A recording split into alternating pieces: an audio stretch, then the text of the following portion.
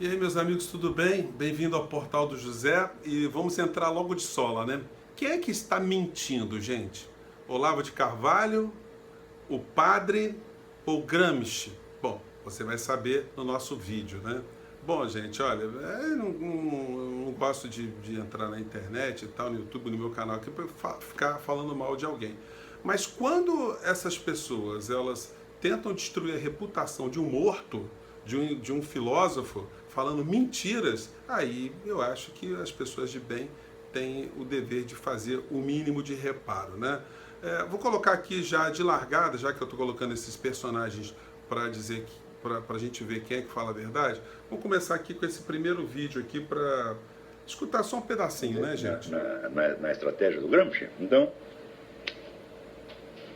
olha que diz Olavo. eu me perguntava assim, será que Antônio Gramsci estava consciente de que com a sua estratégia ele não ia criar uma cultura superior, mas ele ia criar uma situação de imbecilidade coletiva absolutamente desastrosa e que talvez, uma vez consumado o processo, talvez não tivesse volta.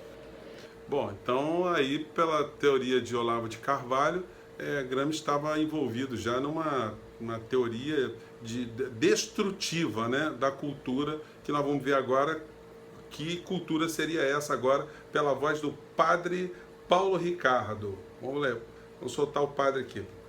Gramsci acreditava o seguinte, que a cultura europeia, com aquelas 3 colunas, a ética judaico-cristã, a filosofia grega e o direito romano, precisava ser implodida. Mas Bom, aí ele fala implodida como ele explica, mas ele, o padre, olha padre, é o seguinte, o senhor deve estar lendo muita teologia, vou recomendar aqui, ó, tem Antônio Gramsci aqui, ó, ele fala aqui era o ressurgimento, que é a história da Itália, que ele escreveu no cárcere. Ele tem um livro aqui, Dominique Grisoni, que ensina como ler o Gramsci. Tem esse aqui também, Os Novos Debates da Filosofia da Praxis, Giovanni Semeraro. Tem esse aqui da Ivete Simeonato, pode encontrar em qualquer livraria. E o principal, que é A Vida de Antônio Gramsci, que é a biografia dele, espetacular, que fala como foi a vida desse personagem, que aos 7 anos de idade era colocado numa trave dentro de casa, porque ele tinha um desvio na coluna, então ele ficava pendurado lá algumas horas com algumas argolas no pé. Um menino que nasceu em 1891, numa Itália pós-feudal, uma Itália ainda bastante empobrecida no sul, onde ele nasceu, na Sardenha. Ele teve uma infância onde ele conviveu ali com a exploração do carvão, de minério que tinha na ilha onde ele habitava, e viu ali como os operários dessas minas, eles eram tratados e como é que eles morriam. Operários que trabalhavam de domingo a domingo, enfim, já viu ali os primeiros dramas sociais. Tenta estudar de todas as formas até conseguir uma bolsa de estudo para estudar em Turim. Quando ele vai para Turim, já jovem, com a deformidade crescente nas suas costas, ele sofria de uma doença chamada mal de Pote, que inflamava as articulações e provocava deformações e dores permanentes. Ele foi uma pessoa que passou o tempo todo sofrendo de algum mal de saúde. No entanto, ele nunca perdeu a vontade de se envolver em movimentos para melhorar a vida das pessoas que estavam ao seu redor. Ele não conseguia entender que nós não pudéssemos, não devêssemos fazer alguma coisa para melhorar a realidade das injustiças que estavam à nossa volta. Gramsci passou fome, passou frio, estudou com muita dificuldade, se envolveu com movimentos políticos, movimento de trabalhadores nas fábricas de Turim, a Fiat, a Lancia, outras fábricas que havia por lá.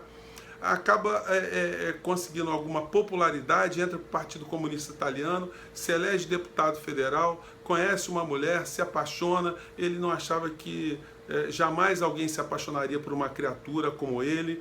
Ele tem um filho com essa mulher, uma violinista russa, chamava Julia, e depois ele acaba sendo preso. Ele só conseguiu ver o filho dele até um ano e meio, com um ano e meio de idade. E depois a mulher, quando ele vai preso, ela está grávida novamente, e esse segundo filho ele nunca mais viu. O primeiro filho chamava Délio, o segundo chamava Juliano. E aí me vem o seu Olavo de Carvalho e diz o seguinte sobre a vida de um homem que está no cárcere. Deixa eu pegar aqui se eu consigo achar, gente. Como é que o médico de Mussolini, que ele vai visitar o Gramsci, para ver se o Gramsci podia ser removido da penitenciária de onde ele estava, para uma clínica de tratamento de saúde, que ele estava morrendo. Aí o médico diz o seguinte: o Antônio Gramsci sofre do mal de Pote, tem lesões tuberculares no lóbulo superior do pulmão direito que provocam 2 hemopíteses, uma delas com quantidade notável de sangue, seguida por uma forte febre que durou vários dias. Está atacado de arteriosclerose com hipertensão das artérias. Sofreu de desmaios com perda de consciência e parafasia que duram vários dias. De outubro de 32 para cá perdeu 7 quilos. Gramsci já não tinha mais nenhum dente, porque os dentes iam caindo, ele tinha inflamação, ele passou a comer mal, começou a ter gastrite, enfim, a vida desse homem na carceragem, vocês imaginam o que era uma carceragem de um oponente político na Itália nos anos 30. Ele foi tratado com rigor total, sem visita, aquela história toda, né? Eventualmente recebia uma visita ou outra, mas com muita dificuldade. E ali ele passa a escrever cartas para os parentes que passavam por uma checagem, né, um filtro, uma censura, e começou a escrever cadernos dentro da carceragem que só foram publicados muitos anos depois da sua morte. Nesses cadernos, Gramsci fala da história da Itália, da história do partido, ele fala de filosofia, ele fala da riqueza, da história da construção da riqueza na Itália, ele fala de cultura, ele foi jornalista, portanto ele fala sobre arte também, e tudo que ele deixa, esse legado que ele deixa, obviamente foi esmiuçado, foi estudado por muitas gerações, por gente no mundo inteiro. E agora vem os nossos ideólogos do caos dizendo que ele, na final, era esse homem doente como era, e solidário como era também. Ele inspirou que se fizesse uma conspiração para que a Revolução Russa, a Revolução Comunista, ela entre em todas as instituições e imploda essas instituições. Para criar o que no lugar, eles não falam, né? Mas, na verdade, não é nada disso. É exatamente o contrário. O padre está mentindo e Olavo de Carvalho está mentindo. Vamos ver o que Olavo de Carvalho fala do homem que estava no cárcere e como é que ele lidava com a família. O fato de que Antônio Gramsci, de certo modo, aplicava a sua estratégia na sua própria família, e ele pegava então os contos de fadas, Conto de fada. Dava a eles um sentido, vamos dizer, político-ideológico, e contava para a sua filha. Quer dizer, ele estava doutrinando a filha através de contos de fadas. Olha só, em primeiro lugar, o Gramsci não teve filha, ele teve 2 filhos.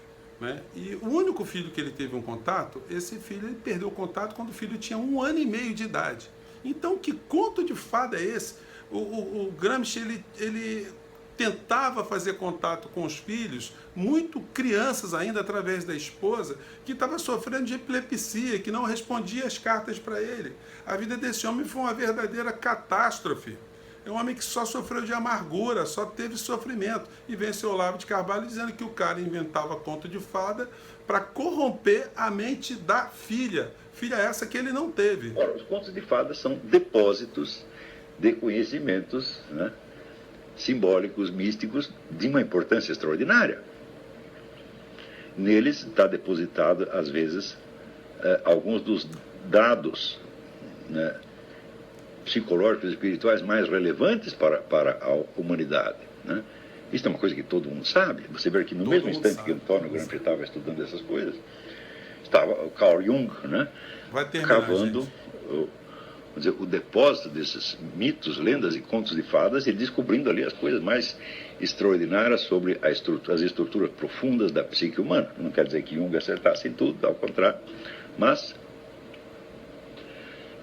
ele estava fazendo com esse material, exatamente o contrário do que Antônio Gramsci estava fazendo. Ele está tentando descobrir a riqueza ali interna e Antônio Gramsci está tentando trocar essa riqueza por um objetivo meramente pragmático, que era, vamos dizer, a doutrinação da cabecinha da sua própria filha. Em suma, ele estava destruindo a inteligência da filha. Bom, o que a gente pode falar de uma criatura que inventa uma história dessa? Ele imagina que ninguém vai checar, né?